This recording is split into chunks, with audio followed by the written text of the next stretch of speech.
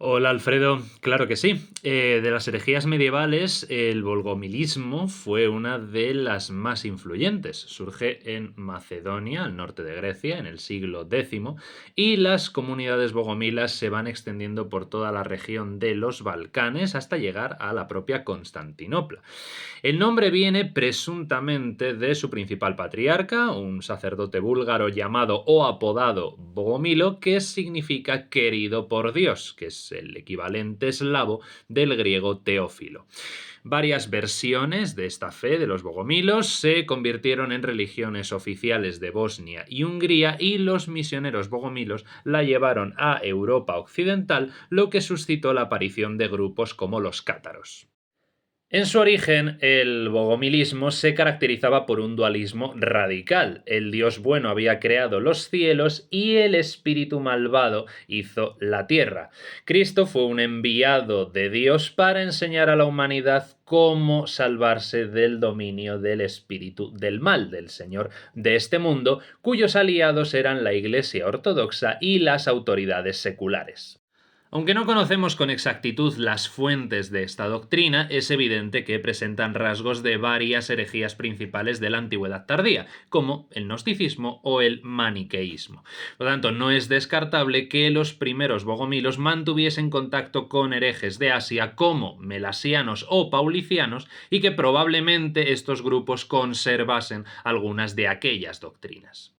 La organización que adoptaron los bogomilos fue muy semejante a la de los maniqueos, lo que podría ser otra muestra de influencia.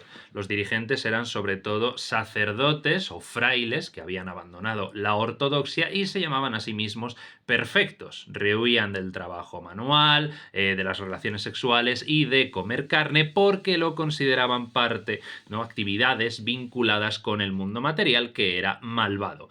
Sin embargo, la mayoría de los bogomilos sí prefería casarse y trabajar normalmente. Ellos proveían de subsistencia a los sacerdotes, a los dirigentes de la comunidad, y a cambio ellos les impartían las enseñanzas. Solo tenían un sacramento, el consolamentum, que era una simple imposición de manos que solían solicitar antes de morir para asegurarse la salvación.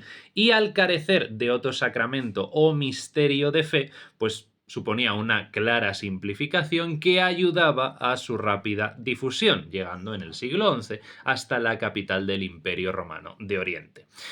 La Iglesia oficial pronto percibió la amenaza que suponían, ya que empezaba a haber toda una jerarquía de obispos herejes, y persiguió muy duramente a los bogomilos, pero la gran expansión territorial de estos hizo que conservasen cierta tolerancia en muchos territorios.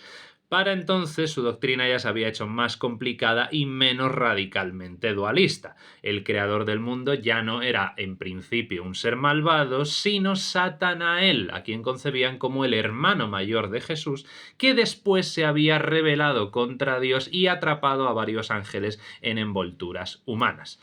Los ángeles cautivos somos evidentemente nosotros, y Cristo había descendido a la tierra con el Espíritu Santo, penetrando en María por el oído derecho y naciendo por el mismo orificio, para derrotar a su hermano, sometiéndolo y quitándole las tres últimas letras de su nombre, las vinculadas con Dios, ¿no?, con el él, dejando solamente Satán. De Satanael pasó a Satán.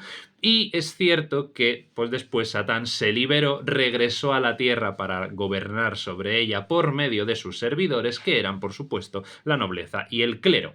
Además, fue Satán el que se encargó de que Jesús, de que su propio hermano fuese crucificado, por lo que los bogomilos detestaban el signo de la cruz al considerarlo un instrumento del diablo.